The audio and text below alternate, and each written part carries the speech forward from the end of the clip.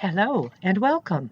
I'm Catherine Osborne, President and CEO of Corporate Harmony, and I am your host for today's webinar with the help of your certified subject matter experts. I am the author of the book Corporate Harmony, the performance link for today's modern organization, and of the upcoming book Healthcare Harmony, Thriving in the Line of Fire. I am also a licensed affiliate, certified coach, and the Canadian representative for the Centre for Influential Leadership, where we develop leaders for increased productivity, enhanced teamwork, greater initiative, and more agility with change. The center's founder, Dr. Michael Frisina, spent his career in healthcare administration and is now an internationally recognized leadership expert, speaker, and author, specializing in the creation of tactical capacity in leaders and organizational teams worldwide. Tactical capacity can be thought of as any behavior that is not a technically explicit behavior. In other words, tactical capacity is the behavior that enables you to be a role model for your direct reports. It's the behavior that guides operational improvements. It's the behavior that creates organizational culture. It's the behavior that guides others through change. And it's the behavior that allows you to sustain excellence on the job. But first, some housekeeping. I would ask everyone to pick up your smartphone or electrical device and turn it off. Then place it in the middle of the table, face down. Thank you. The time we spend together here today is your time and no one else's, and it's important that you enjoy this time without the pressures of the outside world. One of the things that we practice throughout these sessions is the art of being present in the moment with me. Today, we are looking at the third and final relational principle of the collaboration domain of the positive presence behavior competencies of influential leadership, creating and sustaining highly effective relationships. In the collaboration domain of the positive presence behavior competencies for influential leadership, you are learning how to expand your awareness from within your physical self of awareness to the area of your 20 square feet, the area that is beyond your physical self. You will remember that this area is also known as your biofield or aura or torus, and this is the area where your social exchanges with others occur. Bringing your awareness to this area of yourself enables you to recognize how well your personal behavior style is meshing with others. Developing the habit of feeling your personal energy as it interacts with others provides you with the cues needed for knowing when to flex to someone else's style in order to create the best outcome in all your relationships, both personal and professional. Before we get into this final principle of collaboration, we will, however, take a few moments for a personal check-in and then a quick review of the first two principles of collaboration: change your thinking, change your performance, and behavior intelligence and managing emotions. So please, close your eyes and take a deep, deep breath.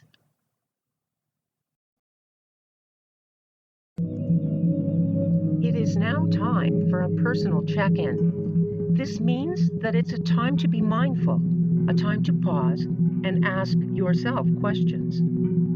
For the remaining sessions of the Positive Presence Behavior Competencies of Influential Leadership, we will be accompanying your personal check-ins with brainwave music. You will remember that brainwave music has been proven to move a person into a more positive mental and emotional attitude. The clip that you are hearing is typical of the theta brainwave state, which has proven benefits such as deeper connection to one's emotions, increased intuition, greater levels of energy and relaxation, enhanced self-awareness, and a greater ability to enter into a highly focused, effortless learning state. So please, close your eyes and take a deep, deep breath and repeat with me, either silently or aloud. What sort of feelings have I had since my last check-in? And count. 1, 2, 3, 4, 5, 6, 7. What have my thought patterns been like since my last check-in? And count. 1, 2, 3, 4, 5, 6, and 7. What have my behavior patterns been like since my last check-in? And count. 1, 2, 3, 4, 5, 6, and 7. And open your eyes. A personal check-in is also a good opportunity for you to do a physical body scan. You've been sitting for a while now, and you will need to stretch your muscles. So either sitting or standing, make a conscious effort to bring your body to a state of relaxed anticipation. Beginning at the top of your head, as you slowly breathe in and then out, I want you to first consciously acknowledge your scalp, and then focus on relaxing your scalp. Next, consciously acknowledge your face, and then focus on relaxing your face. Now, your arms and your hands. Gently shake them out. Now your chest, your abdomen, your hips, your legs, and your feet. Wiggle your toes and stretch it out. And count. 1, 2, 3, 4, 5, 6, 7, 8, 9, 10. Now, if you're standing, please take a seat. And again, please close your eyes. This time, I would ask you to repeat after me either silently or aloud. Please allow my mind to be open and accepting of all information coming to me, that I may think upon it in the days to come. And now open your eyes.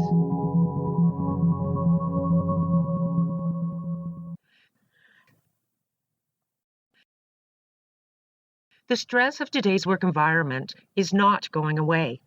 In healthcare, particularly, the demands, the chaos, the uncertainty, and lightning-fast changes are likely not going to change either. However, what we can do is learn to respond to it in a positive and healthy manner. Remember the mantra, it is what it is. Now what? This mantra is one way of reminding yourself to stop, do your breathing, do your personal check-in, and adjust your thoughts, adjust your feelings. You are a leader, whether you realize it or not, regardless of an official title at work or in your community. Every time you connect with someone, you have the opportunity to lead through influence. It is vitally important to understand that when it comes to workplace behavior, we are all leaders because it is through our own personal behavior competency that we influence others. And so, we are all influential leaders. Your ability to quiet the mind chatter and focus in the moment, your ability to be present in the moment is a huge accomplishment and one that we will continue to practice a lot. My friend Dina Proctor is a living testament to the fact that meditation and mindfulness not only brings peace and clarity, it can be used to train our brain for focus. I have adapted one of Dina's 3x3s into a mini meditation, a mini med, to open your mind. So please, close your eyes and take a deep, deep breath. Welcome to the mini med for thought cleansing for an open mind. For these couple of minutes, I invite you to find a comfortable position for your body and let every muscle relax any tension right now. You may be feeling that there are so many thoughts, it just feels like your brain is so crowded And you would love to be able to just have a thorough cleansing, to have any thoughts that no longer serve you to be easily removed and released, and to have those good flowering thoughts be even more deeply planted in your mind. Imagine that there's a warm ball of light energy that is surrounding your physical being and concentrated right around your head, just bringing a feeling of warm, supportive love around your mind and your brain.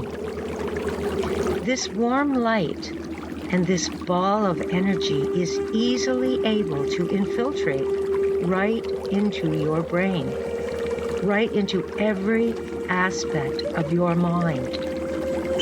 Let this energy in and invite it to do its work.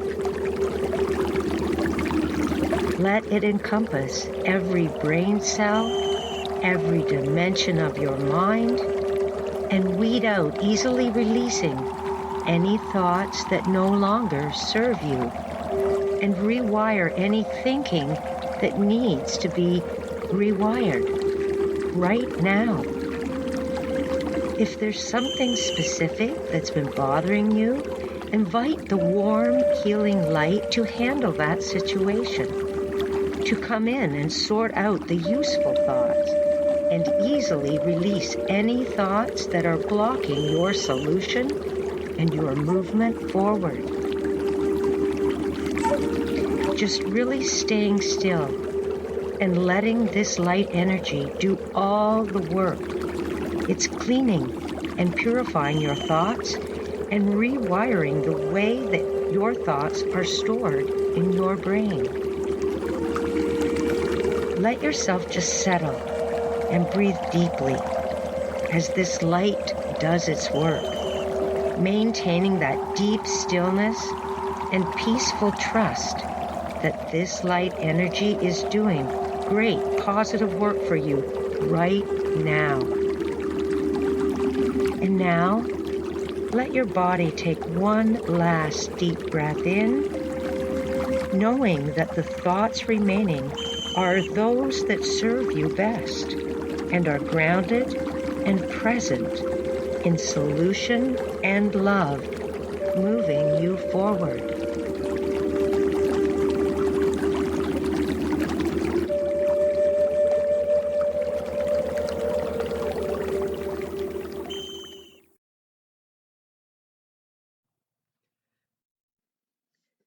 Come back to awareness. Notice your surroundings. What do you see? Is there anyone beside you? Across from you? What sounds do you hear? Collaboration as the relational behavior domain is first and foremost a type of culture where work and goals are interdependent. It is a culture of mutual respect, and it is a culture filled with energy, passion, excitement, and enthusiasm that begins in the heart of every person involved. In today's highly complex organizational systems, such as healthcare, a socially focused collaborative culture is crucial for delivery of performance excellence. The first relational behavior principle in the collaboration domain of the positive presence behavior competencies of influential leadership is change your thinking, change your performance. This principle is imperative because the behaviors of a collaborative culture are dependent on your ability and the ability of those around you for higher level thinking. Thinking is a skill and discipline that is learned and must be continually improved on. Critical thinking is a technique of thought, and although thinking may seem like a soft or unquantifiable skill, it is actually a key competency for leaders at all levels in today's complex and ambiguous knowledge economy. Your ability to think effectively and to do so with another person and in a group becomes extremely important for performance success. Both thinking and interpersonal skills are intangibles that appear in the workplace as tangible behavior. Critical thinking requires a positive, energized, and open mind, and it requires removing any preconceived thought habits and perceptions. These brain blocks are normal and often plentiful, and it takes work and practice to eliminate them. Critical thinking is a learned process, a process that takes time, effort, and a lot of practice. Techniques and exercises for development of critical thinking skills are plentiful. Science has proven that as you hone your skill of critical thinking, the executive portion of your brain actually expands and becomes more integrated with other neural networks. To do so, however, requires you to be free of stress and the biological hormones triggered by stress. Continuously building on your skill of positive presence, your ability to adjust for and create a positive and energized mindset through conscious thought processes, will remove any unconscious stress and drive the necessary behaviors for a work environment that is consistently tolerant, supporting, and strength-based. The kind of work environment that supports critical thinking and bridges the gap between intelligence and emotions.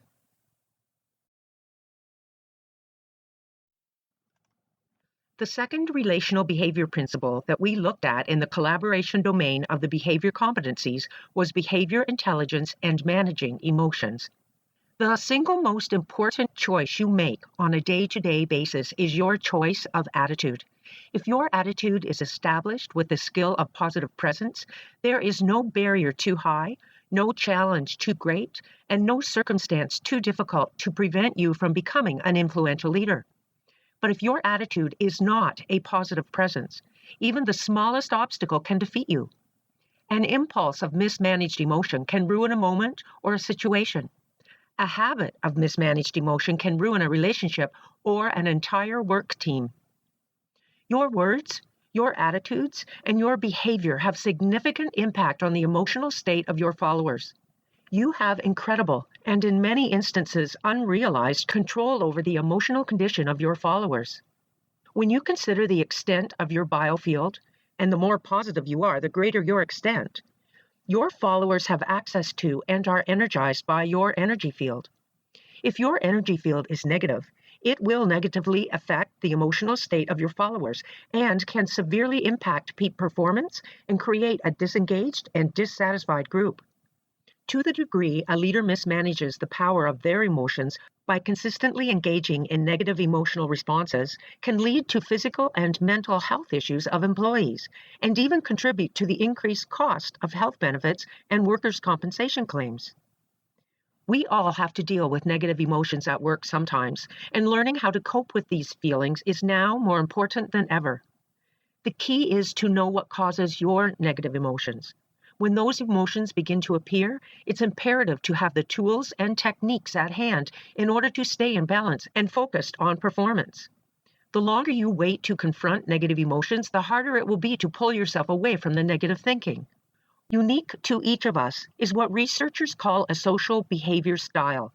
You will remember the 4 scales that we talked about in session 5. Each of the behavior scales reflects its own set of emotional needs and has its own response to the effect of stress and other factors that meet or fail to meet emotional needs. Emotions do not respond directly to an event. Rather, emotions respond to what you think about an event. Learning to look for specific triggers and to recognize and adapt your own behavior style is critical to managing your emotions, as well as to helping those you lead recognize and adapt to stressful situations.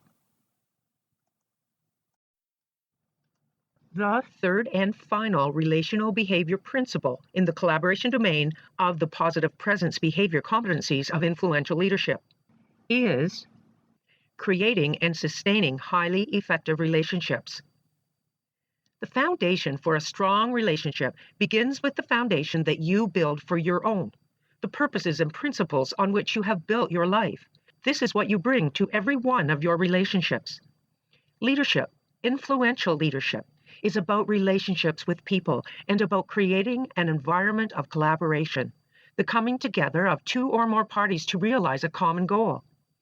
You can't be a leader without followers, and therefore you can't be a leader without relationships. An influential leader understands that an organization cannot become what its people are not, nor can organizational performance rise any higher than the combined individual performance of its people. Organizational excellence and success has a direct relationship to a leader's ability to create and sustain highly effective relationships. Proficiency in collaborative behavior skills is essential for leader success and effectiveness. The fundamental skill set is simply getting it right as a leader, not only with the technical elements of performance, but equally, if not more important, getting it right with people relationships through a strategic approach to quality cognitive behavior development.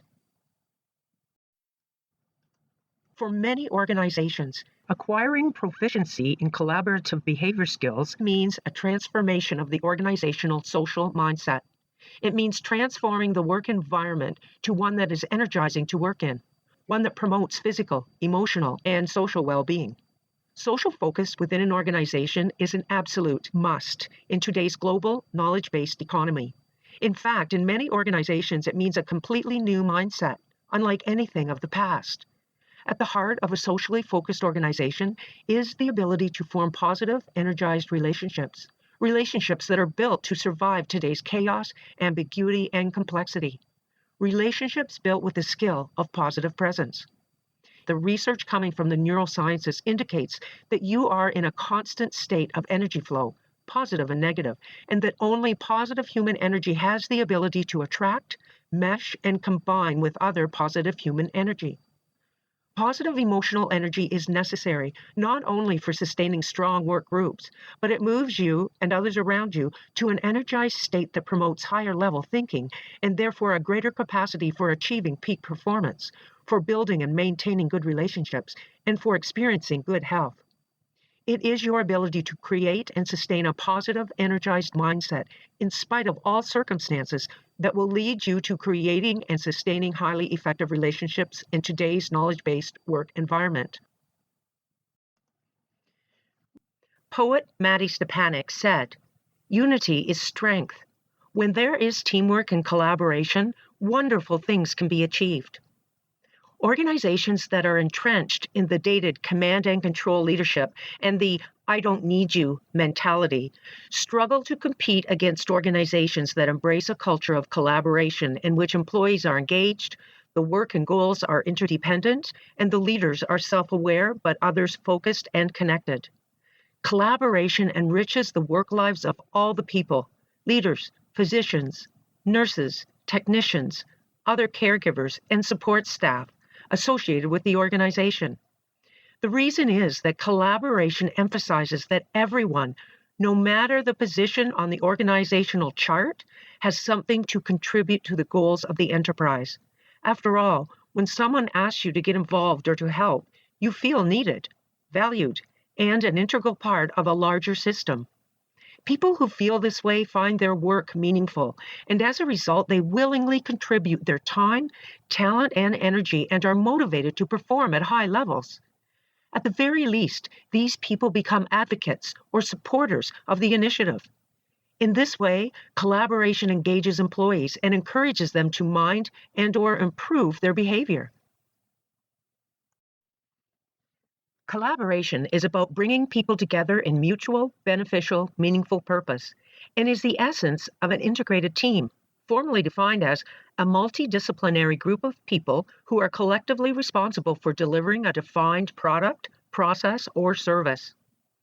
Anthony Robbins said, "Some of the biggest challenges in relationships come from the fact that most people enter a relationship in order to get something. They're trying to find someone who's going to make them feel good.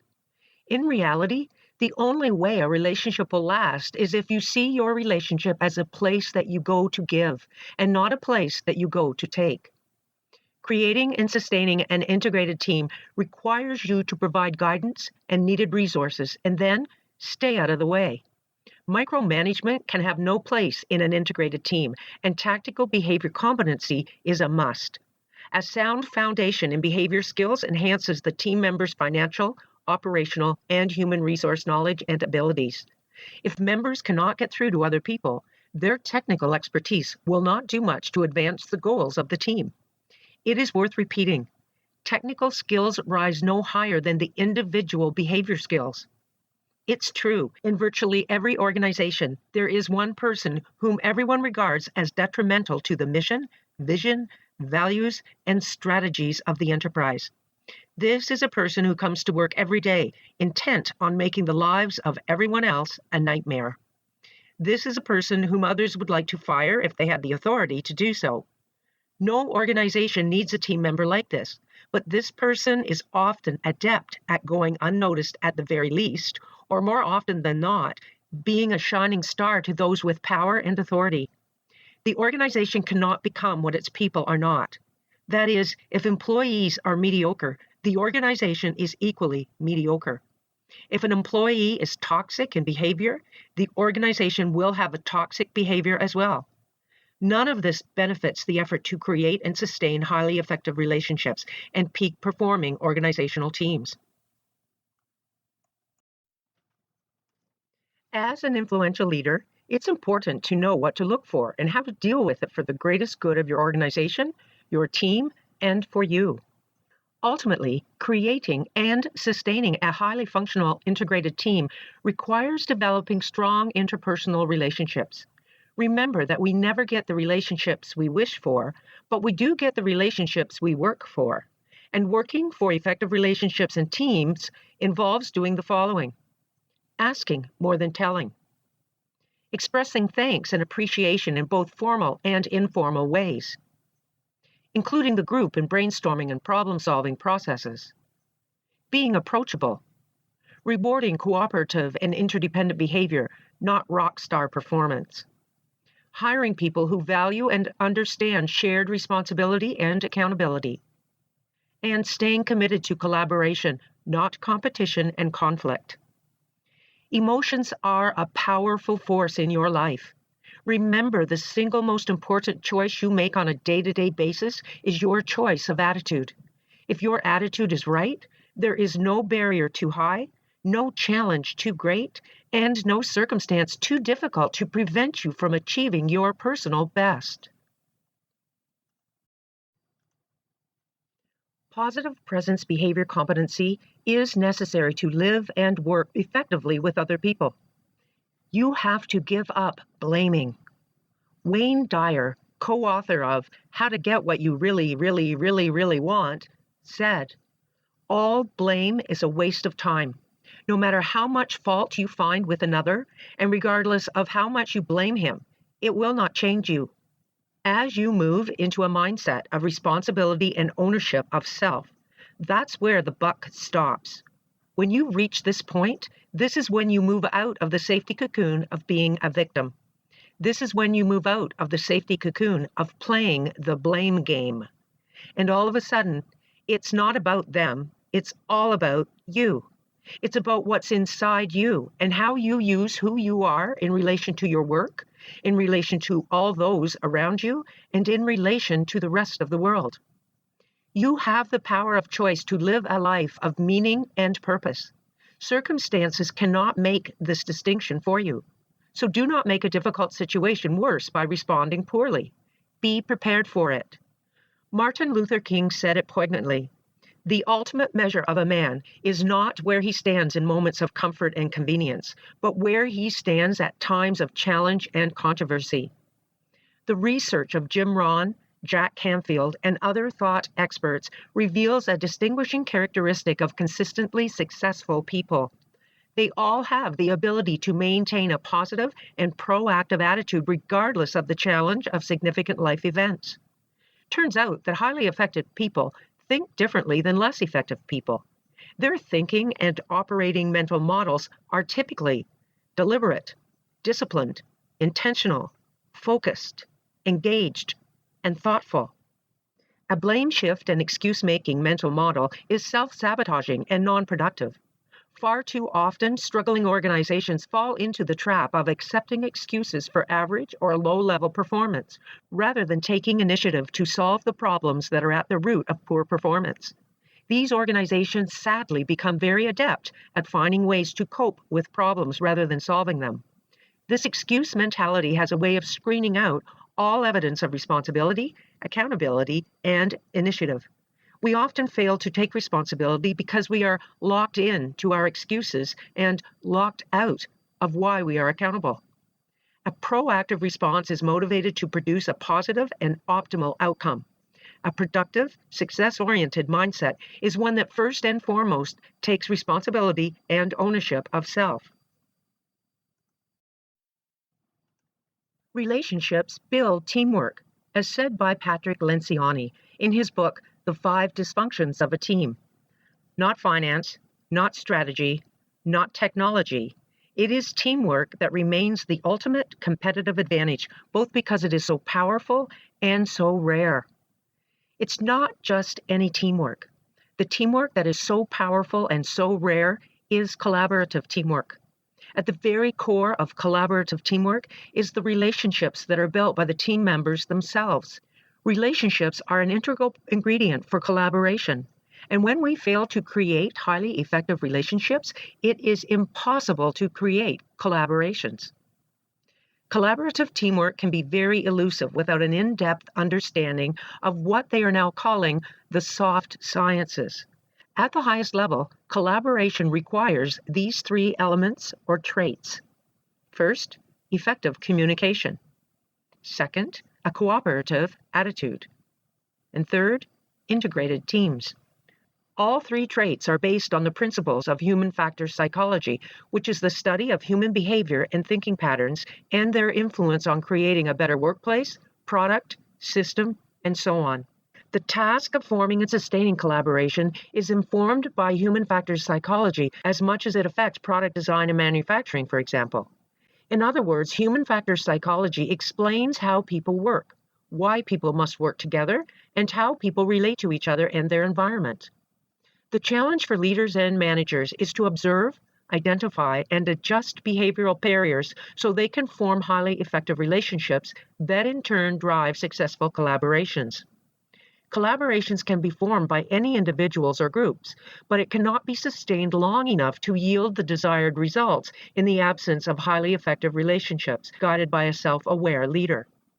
We do not work in isolation. Nearly everything we do requires that we connect and collaborate with other people. The underlying message of this behavior skill is that a culture of collaboration trumps competition in the quest to achieve performance excellence. But collaboration is not possible among team members who have more technical proneness than behavioral competencies.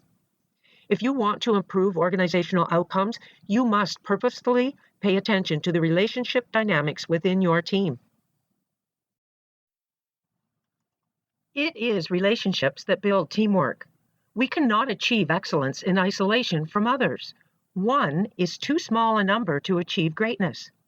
In his book, The 5 Dysfunctions of a Team, Patrick Lencioni presents this hierarchical model of team dysfunction.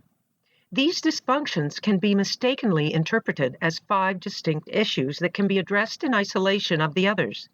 But in reality, they form an interrelated model, making susceptibility to even one of them potentially lethal for the success of a team.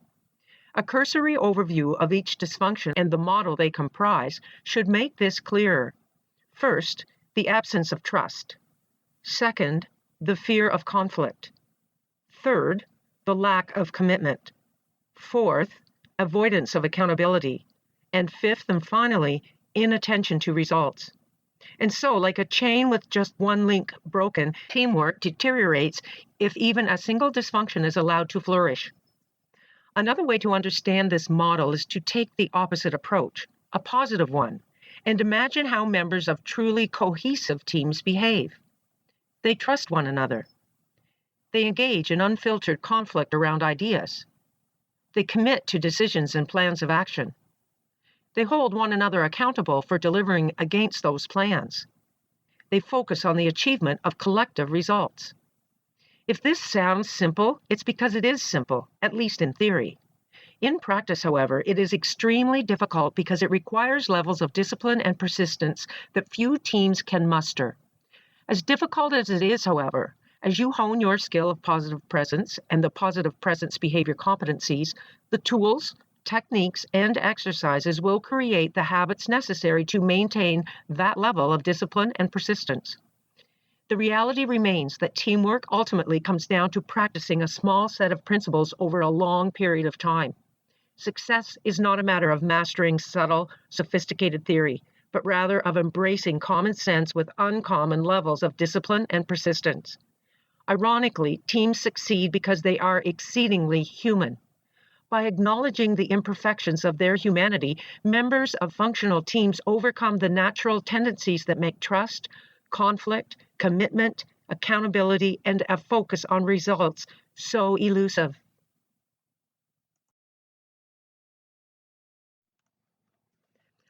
In healthcare, the complexity, the speed of change, and the advancement of technology have driven the need for a clearer focus on quality of care and safety worldwide. Research shows that breakdowns of communication were the leading cause of medical errors, resulting in tens of thousands of deaths each year. As a result, medical schools are screening applicants for such skills as communication and building soft skills and soft sciences into their medical training. What's more, medicine is evolving from an individual to a team sport. Solo medical practices are disappearing. Historically, medical school was all about being an individual expert. Now it's all about applying that expertise to team-based patient care. The following are the top 10 attributes of a great teammate. Integrity. Has a strong foundation. Knows how to set and achieve goals. Takes initiative. Understands the impact of habits. Makes wise decisions and is a problem solver. Manages emotion and displays empathy. Is a team-oriented player and builds relationships. Continuously improves. Manages priorities and is trustworthy. Cares, listens, communicates effectively. These 10 attributes are in no order of importance. Every one of them is interrelated and interdependent. There is no one that stands out as being more important than another. These attributes are, however, intangibles and require a special awareness, a new kind of awareness that we're only just beginning to understand in terms of the neurochemical electromagnetic energy of our biofield. On the other hand, every one of these intangibles can be learned and is addressed in the 10 sessions of the positive presence behavior competencies of influential leadership. And every one of these intangibles is necessary for creating and sustaining the highly effective relationships needed for collaboration.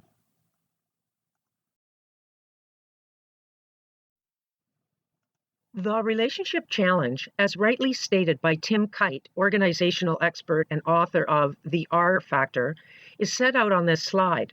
He says, when it comes to relationships, the challenge that continually confronts us is that often we want more than we are willing to work for. Sometimes our desire for quality relationships is greater than our willingness to engage in the hard work necessary to build a team. When that happens, our relationships fall short of their potential. Worst case, they become difficult and painful. When it comes to relationships, be careful of wanting more than you are willing to work for. The grass is always greener where you water it. The relationships needed for the collaboration process do, unquestionably, require a huge amount of dedication and persistence. The collaboration process requires what is called a descriptive approach that is dynamic and open to multiple interpretations. It is an approach that doesn't assume all people are the same. It also requires a generative approach wherein strengths only exist when they bring life and energy to you and to all those around you. A generative approach to behavior is the understanding that your behavior must give and bring life to all things around you. This approach to relationships requires strengths-based behavior that creates a relational and intentional connection with those you work with, and also requires an environmental approach acknowledging that personal and organizational change doesn't happen quickly. It may require enormous amounts of time, and it is an iterative and dynamic process where strengths are expected, encouraged, leveraged, and cultivated. Positive, sustainable change can only happen through intentionally building an environment to support it, a culture of collaboration. This approach that uses strengths-based behavior to create a relational and intentional connection with those we work with is also transformational, not transactional. It can and will have a transformational impact on people's lives. Strengths become transformational when they give you a platform to understand yourself. They become transformational when they help you create an environment for growth and give life to you and to everyone around you. Strength-based behavior is also trust-earning behavior and includes, but is not limited to, the following: consistency in manner, words, and actions; accountability and transparency, including active listening, sharing information, and taking responsibility instead of blaming; genuine or sincere interest in and concern for others; respectful and equal regard and treatment of others, regardless of rank and position; focused attention; principled and evidence-based decision-making; dedication to fulfilling, not just making, promises; and finally, willingness to celebrate and reward good and exceptional work. These behaviors require a huge amount of self-awareness, discipline, and persistence. As you hone your skill of positive presence, you are creating the necessary thought habits that will make you a master of interpersonal relations, and you are mindful that your everyday words and actions can either strengthen or weaken trust. It's true that there's only so much bad behavior people can take before they lose their faith and start to disconnect from their leader and their organization. So, what are some of the specific intangibles that you must become aware of and take positive action on? Here are just a few that are relationship killers: lack of integrity, self-centeredness, poor communication, misaligned expectations, emotional blackmail, unresolved conflict, gossip, taking more than you give, negative attitude, not investing enough time and energy, failure to change and grow, failure to forgive. As a leader, you have already experienced some, or maybe even all, of these intangible behaviors that form a barrier not only to culture transformation, but also to relationships, teamwork, and collaboration. Creating a culture of collaboration means you must eliminate or mitigate these behavior barriers that disrupt communication, foster uncooperative attitudes, erode trust, and breed dysfunctional teams. Without a doubt, the most important part of this culture change process to collaboration is your ability to guide others to adjust for and create the desired mindset and behaviors that create and sustain highly effective relationships. Transforming culture from independent and competitive to interdependent and collaborative is not uncomplicated. It requires a transformational change in the hearts of every employee before it can flow and expand to the cultural level. Organizational behavior research and theory has identified specific barriers when it comes to transforming your organizational culture in today's work environment. The top 3 are slow adoption of change, top-down decision-making structure, and behavioral limitations.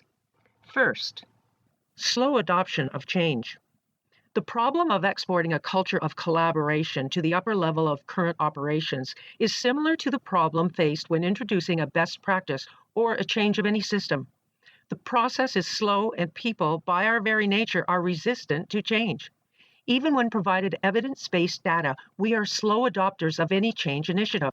So it is that the focus must always turn to every person's ability for a positive and energized mindset to achieve a more focused, productive, clear, and innovative work environment. As you acquire the understanding and vocabulary for the skill of positive presence, you will be able to support each other in the creation of a work environment that promotes quality excellence, productivity, and innovation.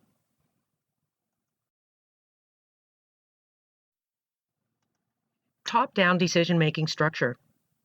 Organizational performance is the leader's responsibility. Studies have shown that many leaders tend to take this duty literally, acting as the first and final decision maker on all financial and operational matters. So-called solutions are developed independently, creating more problems because they lack the perspective of the people who are directly affected by their implementation. This top-down environment breeds cynicism, dissatisfaction, infighting, and other negative emotions and behaviors that are disruptive to highly effective relationships. On the other hand, in today's healthcare sector, it is virtually impossible to drive change from the front lines due to the vast complexity, ambiguity, and bureaucracy of the system itself. What you can expect is, at the very least, that the perception of a top-down decision-making structure is not going away anytime soon. It is the very nature of this environment that poses a barrier to transforming organizational culture. And the very nature of this environment is something over which you have little control. What you do have control over is the way you choose to respond to this inevitable environment. And finally, behavioral limitations. According to research, high-performing professionals tend to share some performance strengths and weaknesses. The strengths include working memory, organizational ability, and planning prioritizing. The weaknesses include stress tolerance, emotional control, and sustained attention. These weaknesses are key collaborative behavior traits necessary to be others-focused. As a leader, you must be others-focused, for to not be means you would have no followers. And yet again, behavioral weakness, not technical deficiency, is the main reason that there is lack of collaboration, increased negative conflict, or failure in a system. At the core of any human interaction, collaboration, or connection is your ability to communicate, and to do so from a platform of positive, caring energy. The importance of communication in the workplace can never be stressed enough, and collaborative communication is unique from both a verbal and nonverbal perspective of what it is not. Number 1, don't condescend. Condescension is a nuanced practice, and sometimes it is hard to tell if we or others are involved in a condescending exchange. Generally, a statement that makes you seem superior to others and makes others feel inferior to you, and vice versa, is condescending. Number 2, don't speak before you listen. In our 24/7 world of information and instant gratification, where news, data, opinions, and just about anything else you can think of are within reach in a matter of seconds, the art of patience is on its way out. This constant accessibility has made us anxious to get to the good part. In the process, when we interact with others, we interrupt, we hear instead of listen, we get defensive, and we think of a quick response instead of focusing on what is being said. Number 3, don't be vague. Be clear about your goals and expectations and encourage others to articulate their wants and needs. This simple practice prevents you and your team from making assumptions, doing extra work, and accomplishing the wrong tasks or meeting the wrong targets. Number 4, don't withhold relevant information. Keep in mind that insight, lessons, and advice from experience are as much information as facts and data. Share background, forecasts, current trends, and study findings, as well as negative and positive intelligence. And finally, number 5, don't ignore conflict. Despite our general aversion to conflict, we have to face it. Pretending it does not exist will only enlarge it. Understand that conflict is a necessary part of success and must exist and flow with the positive energy of passion. In a high-stress environment, negative energy can run rampant and get out of control. The skill of positive presence requires a focused self-awareness for a new way of thinking and being. It is a way of thinking that focuses on improving the emotional energy flow within us and around us, at home, at work, and in our community. It is a purposeful way of thinking and behaving that brings us life and strengthens every human relationship. And in the same way we exercise for physical strength and wellness, we will take a moment to exercise for cognitive strength and train our brain. So please, close your eyes and take a deep, deep breath.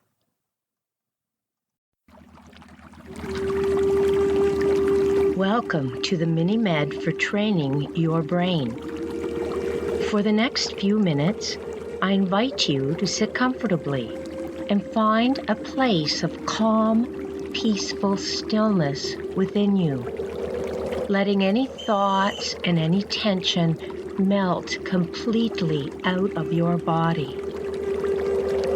As you let your body settle in, and as you feel your shoulders relaxing and your thoughts releasing, I invite you to consider a visual representation of the neural pathways of your brain, the thought patterns of your brain. You might imagine them to be like roadways, or railroad tracks, or canyons where energy or water would flow through them. And identify in your brain which are the old thought patterns, the old pathways that you wish to withdraw attention and energy from, and then identify where the newly formed pathways are being laid. Two separate areas of your brain, like roadways or paths, one well-worn and one newly formed. Now imagine that the energy source that has been wearing down those old brain patterns, those old neural pathways, that energy source is withdrawing, like a riverbed drying up from lack of water. Those old worn pathways are drying up and no longer being used regularly. The energy source is shifting. You can feel it shift. You know that it's shifting and leaving behind the old pathways. The energy is flowing toward the newly formed pathways.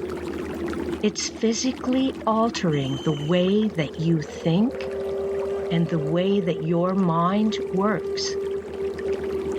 This energy source gently flows, softly shaping new thought patterns, new ways of thinking, new pathways in your brain and in your mind.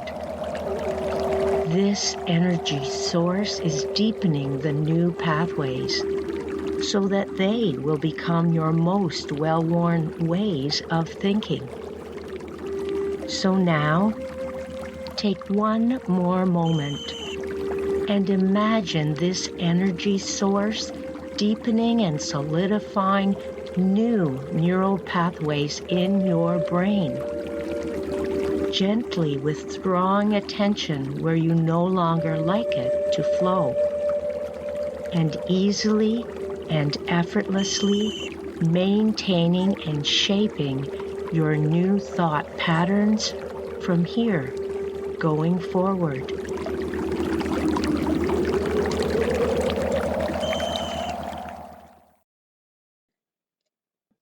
Come back to awareness. Notice your surroundings. What do you see? Is there anyone beside you?